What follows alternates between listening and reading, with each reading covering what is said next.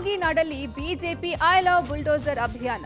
ದಾವಣಗೆರೆಯಲ್ಲಿ ಬ್ಯಾನರ್ ಕೇಸಲ್ಲಿ 8 ಮಂದಿಯ ಬಂಧನ.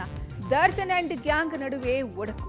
ಕೆಜಿಎಫ್ ಸ್ಟೈಲ್ ಅಲ್ಲಿ ರೀಲ್ಸ್. ಶ್ರೀನಿವಾಸನಿಗೆ ಸಿಸಿಬಿ ಫುಲ್ ಕ್ಲಾಸ್. ಈ ಎಲ್ಲ ಸುದ್ದಿಗಳನ್ನು ನೋಡೋಣ ಕರ್ನಾಟಕ ಟಾಪ್ 20. ಧರ್ಮಸ್ಥಳ ಗ್ರಾಮದಲ್ಲಿ ಶವ ಹೂತಿಟ್ಟ ಪ್ರಕರಣ ತನಿಖೆ ಮುಂದುವರೆದಿದೆ.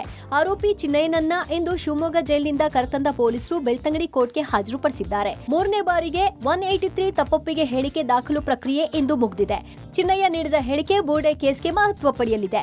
ಇತ್ತ ಧರ್ಮಸ್ಥಳ ಬುರ್ಡೆ ಕೇಸ್ನ ಸೂತ್ರಧಾರಿ ಮಹೇಶ್ ತಿಮರೋಡಿಗೆ ಬಂಧನ ಭೀತಿ ಎದುರಾಗಿದೆ. ಅಕ್ರಮವಾಗಿ ಶಸ್ತ್ರಾಸ್ತ್ರ ಸಂಗ್ರಹಿಸಿಟ್ಟಿದ್ದ ಪ್ರಕರಣ ಸಂಬಂಧ ಬೆಳ್ತಂಗಡಿ ಠಾಣೆ ಪೊಲೀಸರು 3 ಬಾರಿ ನೋಟಿಸ್ ನೀಡಿದ್ರು. ಆದರೆ ಯಾರ ಕೈಗೂ ಸಿಗದ ತಿಮರೋಡಿ ಫೋನ್ ಸ್ವಿಚ್ ಆಫ್ ಮಾಡಿಕೊಂಡು ತಲೆಮರೆಸಿಕೊಂಡಿದ್ದಾರೆ. ಇನ್ನು ನಿರೀಕ್ಷಣಾ ಜಾಮೀನಿಗಾಗಿ ದಕ್ಷಿಣ ಕನ್ನಡ ಜಿಲ್ಲಾ ಸೆಷನ್ಸ್ ಕೋರ್ಟ್ಗೆ ತಿಮರೋಡಿ ಪರ ವಕೀಲ ಕಳೆದ ಸೋಮವಾರ ಅರ್ಜಿ ಹಾಕಿದ್ರು. ಇಂದು ಆಕ್ಷೇಪಣೆ ಸಲ್ಲಿಸಲು ಸರ್ಕಾರಿ ಅಭಿಯೋಜಕರಿಗೆ ನೋಟಿಸ್ ನೀಡಿತ್ತು. ಆದರೆ ಸರ್ಕಾರಿ ಅಭಿಯೋಜಕರು ಆಕ್ಷೇಪಣೆಗೆ ಕಾಲಾವಕಾಶ ಕೇಳಿದ ಹಿನ್ನೆಲೆ ಸೆಪ್ಟೆಂಬರ್ 30ಕ್ಕೆ ಮುಂದೂಡಿದೆ.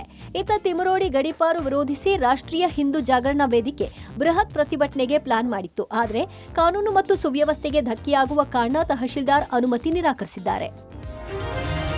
ಬೆಂಗಳೂರಿನ ಕೋರಮಂಗಲದ ಜಕ್ಕಸಂದ್ರದಲ್ಲಿ ನಕ್ಷೆ ಮಂಜೂರಾತಿ ಉಲ್ಲಂಘಿಸಿ ಅಕ್ರಮವಾಗಿ ಕಟ್ಟಿದ್ದ 5 ಅಂತಸ್ತಿನ ಬಿಲ್ಡಿಂಗ್ ಅನ್ನು ತೆರವು ಮಾಡಲಾಗ್ತಾ ಇದೆ. 3 ಅಂತಸ್ತಿನ ಅನುಮತಿಯನ್ನು ಪಡೆದು 5 ಅಂತಸ್ತು ಕಟ್ಟಿದ್ದ ಪರಿಣಾಮ ಪಿಲ್ಲರ್ ಹಾಗೂ ಗೋಡೆ ಬಿರುಕು ಬಿಟ್ಟು ಬೀಳುವ ಸ್ಥಿತಿಗೆ ಬಂದಿತ್ತು.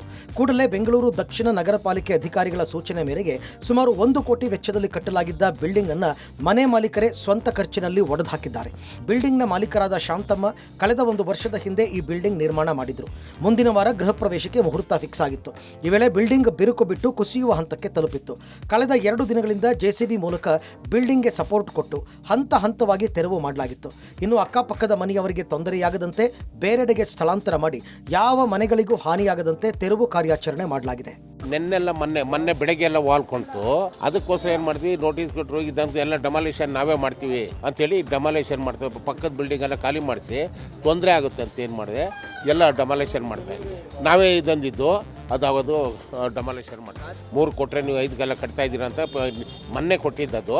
ಅದು ಹಿಂಗಾಯ್ತಿಲ್ಲ, ನಾವೇ ಹೊಡೆದಾಕ್ತೀವಿ, ಇನ್ಮೇಲೆ ಅಷ್ಟು ಕಟ್ಟಲ್ಲ ಅಂತ ಹೇಳ್ಬಿಟ್ಟು ಇದನ್ನು ಹೊಡೆದ.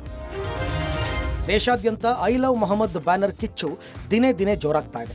ಉತ್ತರ ಪ್ರದೇಶದಲ್ಲಿ ಐ ಲವ್ ಮೊಹಮ್ಮದ್ ಅಭಿಯಾನ ಉಲ್ಬಣಗೊಂಡ ಬೆನ್ನಲ್ಲೇ ಬಿಜೆಪಿ ಯುವ ಮೋರ್ಚಾ ಟಕ್ಕರ್ ಕೊಡಲು ಐ ಲವ್ ಯೋಗಿ ಆದಿತ್ಯನಾಥ್ ಅಭಿಯಾನ ಪ್ರಾರಂಭಿಸಿದೆ. ಲಕ್ನೋದ ಪ್ರಮುಖ ರಸ್ತೆಗಳಲ್ಲಿ I love Yogi Adityanath, I love bulldozer ಹೆಸರಿನ ಬ್ಯಾನರ್ ಅಳವಡಿಸಲಾಗಿದೆ. ಐ ಲವ್ ಮೊಹಮ್ಮದ್ ಫ್ಲೆಕ್ಸ್ ವಿಚಾರವಾಗಿ ಕಾನ್ಪುರದಲ್ಲಿ ಮೊದಲು ವಿವಾದ ಆರಂಭ ಆಗಿತ್ತು. ನಿನ್ನೆ ಬರೇಲಿಯಲ್ಲಿ ನಡೆದ ಪ್ರತಿಭಟನೆ ಹಿಂಸಾತ್ಮಕ ರೂಪ ಪಡೆದುಕೊಂಡಿತ್ತು. ಸದ್ಯ ಮುನ್ನೆಚ್ಚರಿಕೆಯಾಗಿ ಭದ್ರತೆ ಹೆಚ್ಚಿಸಲಾಗಿದೆ. ಉತ್ತರ ಪ್ರದೇಶದ ಬರೇಲಿಯಲ್ಲಿ ನಡೆದ ಐ ಲವ್ ಮೊಹಮ್ಮದ್ ಹಿಂಸಾಚಾರದ ಹಿಂದಿನ ಪಿತೂರಿಯನ್ನು ಪೊಲೀಸರು ಭೇದಿಸಿದ್ದಾರೆ. ಪ್ರತಿಭಟನೆಗೆ ಕುಮ್ಮಕ್ಕು ಕೊಟ್ಟಿರುವ ಹಿನ್ನೆಲೆಯಲ್ಲಿ ಮೌಲಾನನನ್ನು ಹೌಸ್ ಅರೆಸ್ಟ್ ಮಾಡಲಾಗಿದೆ. ಹಿಂಸಾಚಾರಕ್ಕೆ ಕಳೆದ 5 ದಿನಗಳ ಮೊದಲೇ ಸಂಚು ನಡೆದಿತ್ತು ಎನ್ನಲಾಗಿದೆ. ಘರ್ಷಣೆ ನಡೆದ ಸ್ಥಳದಲ್ಲಿದ್ದ ಸಿಸಿಟಿವಿ ದೃಶ್ಯಾವಳಿ ಆಧಾರದಲ್ಲಿ ಪಿತೂರಿಯಲ್ಲಿ ಭಾಗಿಯಾಗಿರುವ ಎಲ್ಲ ವ್ಯಕ್ತಿಗಳನ್ನು ಪೊಲೀಸರು ಗುರುತಿಸಿದ್ದಾರೆ. ಗಲಭೆಕೋರರು ಮತ್ತು ಅಶಾಂತಿಯಲ್ಲಿ ಭಾಗಿಯಾಗಿರುವ ಸಂಘಟಕರ ವಿರುದ್ಧ ರಾಷ್ಟ್ರೀಯ ಭದ್ರತಾ ಕಾಯ್ದೆಯಡಿಯಲ್ಲಿ ಕ್ರಮ ಕೈಗೊಳ್ಳಲು ಯುಪಿ ಪೊಲೀಸರು ಮುಂದಾಗಿದ್ದಾರೆ. ದಾವಣಗೆರೆಯಲ್ಲಿ ನಡೆದ ಪೋಸ್ಟರ್ ಗಲಾಟೆ ಪ್ರಕರಣ ಸಂಬಂಧ 8 ಮಂದಿ ಆರೋಪಿಯನ್ನ ಅರೆಸ್ಟ್ ಮಾಡಲಾಗಿದೆ. ಪ್ರಕರಣ ಸಂಬಂಧ 3 ಎಫ್ಐಆರ್ ದಾಖಲಾಗಿದ್ದು 100 ಜನರ ಮೇಲೆ ಕೇಸ್ ದಾಖಲಿಸಿಕೊಳ್ಳಲಾಗಿದೆ. ಕಳೆದ ಸೆಪ್ಟೆಂಬರ್ 24ರಂದು ಐ ಲವ್ ಮೊಹಮ್ಮದ್ ಎಂಬ ಬ್ಯಾನರ್ ವಿಚಾರಕ್ಕೆ ದಾವಣಗೆರೆಯ ಕಾರ್ಲ್ ಮಾರ್ಕ್ಸ್ ನಗರದಲ್ಲಿ ಕೋಮು ಸಂಘರ್ಷ ನಡೆದಿತ್ತು. ಪ್ರಕರಣ ಸಂಬಂಧ ಆರೋಪಿಗಳ ಬಂಧನಕ್ಕೆ 4 ತಂಡಗಳನ್ನು ರಚನೆ ಮಾಡಿ ಎಸ್ಪಿ ಉಮಾ ಪ್ರಶಾಂತ್ ಆದೇಶ ಹೊರಡಿಸಿದ್ರು. ಈಗಾಗಲೇ 2 ಕಡೆಯಿಂದ 8 ಮಂದಿಯನ್ನ ಅರೆಸ್ಟ್ ಮಾಡಲಾಗಿದ್ದು ಇನ್ನುಳಿದವರಿಗಾಗಿ ಶೋಧ ಕಾರ್ಯ ನಡೆಸಲಾಗಿದೆ. ಇನ್ನು ಸಾಮಾಜಿಕ ಜಾಲತಾಣಗಳ ಮೇಲೆ ನಿಗಾ ಇಡಲಾಗಿದ್ದು ಕಾರ್ಲ್ ಮಾರ್ಕ್ಸ್ ನಗರದಲ್ಲಿ ನಡೆದ ಘಟನೆ ಬಗ್ಗೆ ವದಂತಿಗಳನ್ನು ಹರಡಿದ್ರೆ ಕಠಿಣ ಕ್ರಮದ ಎಚ್ಚರಿಕೆ ನೀಡಲಾಗಿದೆ. ಆಜಾದ್ ನಗರದಲ್ಲಿ ನಡೆದ ಘಟನೆಗೆ ಸಂಬಂಧಪಟ್ಟಂತೆ ಈಗಾಗಲೇ 8 ಜನರನ್ನ ಬಂಧಿಸಲಾಗಿದ್ದು ತನಿಖೆಯು ಮುಂದುವರೆದಿರ್ತದೆ. ಯಾರು ಕೂಡ ಸಾಮಾಜಿಕ ಮಾಧ್ಯಮದಲ್ಲಿ ಪ್ರಚೋದನಕಾರಿಯಾದಂತಹ ಹೇಳಿಕೆ ಕೊಡುವಂಥದ್ದು ಅಥವಾ ಪೋಸ್ಟನ್ನು ಮಾಡುವಂಥದ್ದು ಮಾಡಬಾರ್ದು. ಅದೇನಾದರೆ ಮಾಡಿದರೆ ಅವ್ರ ಮೇಲೆ ನಿರ್ದಾಕ್ಷಿಣ್ಯವಾದ ಕ್ರಮವನ್ನು ಕೈಗೊಳ್ಳಲಾಗ್ತದೆ.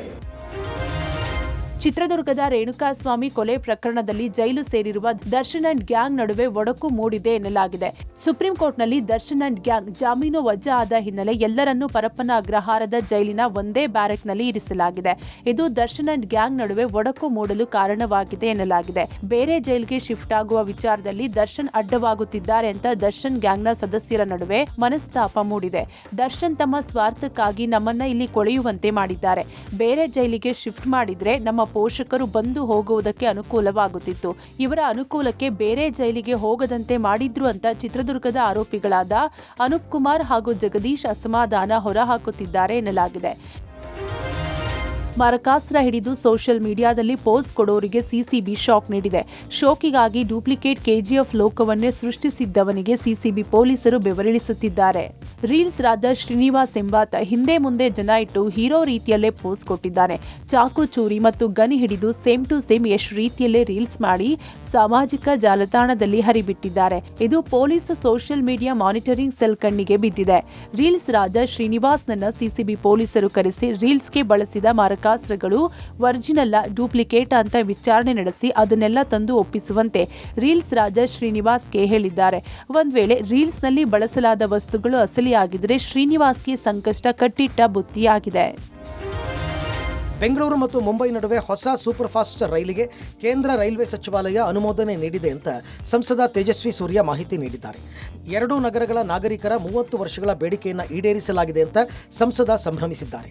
ಕೇಂದ್ರ ರೈಲ್ವೆ ಸಚಿವ ಅಶ್ವಿನಿ ವೈಷ್ಣವ್ ಅವರು ಬೆಂಗಳೂರು ಮತ್ತು ಮುಂಬೈ ನಡುವೆ ನಾವು ಶೀಘ್ರದಲ್ಲೇ ಸೂಪರ್ ಫಾಸ್ಟ್ ರೈಲನ್ನು ಪ್ರಾರಂಭಿಸಲಿದ್ದೇವೆ ಅಂತ ಘೋಷಣೆ ಮಾಡಿದ್ದಾರೆ.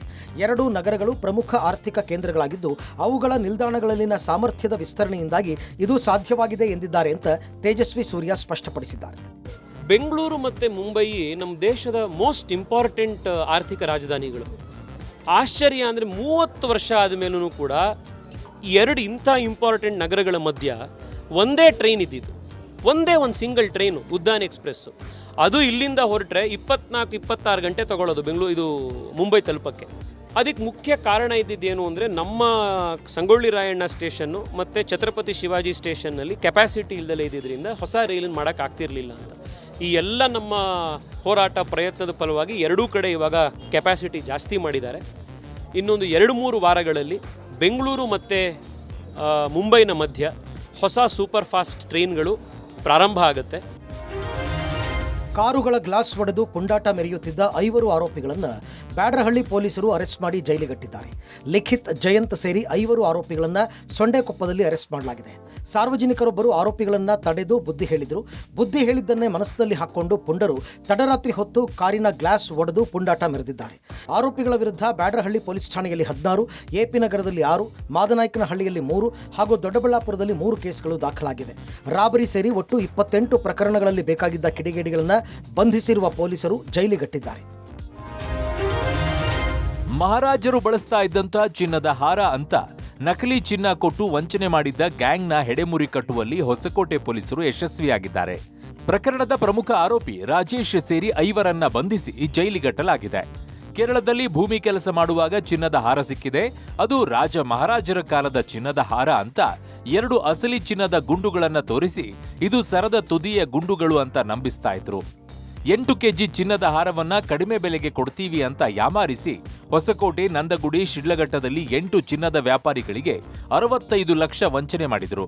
ಈ ಸಂಬಂಧ ಹೊಸಕೋಟೆ ಪೊಲೀಸ್ ಠಾಣೆಯಲ್ಲಿ ಪ್ರಕರಣ ದಾಖಲಾಗಿತ್ತು. ಸಾಂಸ್ಕೃತಿಕ ನಗರಿ ಮೈಸೂರಿನಲ್ಲಿ ದಸರಾ ಸಂಭ್ರಮ ಮನೆ ಮಾಡಿದೆ. ನವರಾತ್ರಿಯ 6ನೇ ದಿನವಾದ ಇಂದು ಹಲವು ವೈವಿಧ್ಯಮಯ ಕಾರ್ಯಕ್ರಮಗಳು ದಸರಾಗೆ ಮತ್ತಷ್ಟು ಮೆರುಗು ನೀಡಿದೆ. ರೈತ ದಸರಾದಲ್ಲಿ ಹಾಲು ಕರೆಯುವ ಸ್ಪರ್ಧೆ ಆಯೋಜನೆ ಮಾಡಲಾಗಿತ್ತು. ಮೈಸೂರು ಮಾತ್ರವಲ್ಲದೆ ನಾನಾ ಜಿಲ್ಲೆಗಳಿಂದ ತಮ್ಮ ಹಸುಗಳ ಸಮೇತ ಆಗಮಿಸಿದ ರೈತರು ಹಾಲು ಕರೆಯುವ ಸ್ಪರ್ಧೆಯಲ್ಲಿ ಉತ್ಸಾಹದಿಂದ ಪಾಲ್ಗೊಂಡ್ರು. ಇನ್ನು ದಸರಾದಲ್ಲಿ ಸಂಸ್ಕೃತಿ ಮತ್ತು ಸಾಂಪ್ರದಾಯಿಕ ಉಡುಗೆಗಳನ್ನು ನೆನಪಿಸುವ ಹಿನ್ನೆಲೆ ಪಾರಂಪರಿಕ ಇಲಾಖೆಯಿಂದ ಪಾರಂಪರಿಕ ನಡಿಗೆ ಮತ್ತು ಟಾಂಗಾ ಸವಾರಿಯನ್ನ ಆಯೋಜನೆ ಮಾಡಲಾಗಿತ್ತು. ರಾಜ್ಯದ ನಾನಾ ಭಾಗಗಳಿಂದ ಬಂದಿದ್ದ ದಂಪತಿಗಳು ಪಂಚೆ, ಶರ್ಟ್, ಮೈಸೂರು ಪೇಟ, ಮೈಸೂರು ಸಿಲ್ಕ್ ಸೀರೆಯಲ್ಲಿ ಕಂಗೊಳಿಸಿದ್ರು. ಹಾಗೆ ದಸರಾದ ಅತಿ ಆಕರ್ಷಣೆ ಸಾರಂಗ್ ತಂಡದ ವೈಮಾನಿಕ ಪ್ರದರ್ಶನ ಕೂಡ ಜನರ ಚಿತ್ತಾಕರ್ಷಣೆ ಮಾಡಿತು. ಆಕಾಶದಲ್ಲಿ ಲೋಹದ ಹಕ್ಕಿಗಳ ಕಲರವ ಕಂಡು ಸಂಭ್ರಮಿಸಿದ್ರು. ಇನ್ನು ಕಳೆದ 4 ದಿನಗಳಿಂದ ಯುವ ಸಮೂಹವನ್ನ ರಂಜಿಸಿದ್ದ ಯುವ ದಸರಾಗೆ ಇವತ್ತು ತೆರೆ ಬೀಳಲಿದೆ.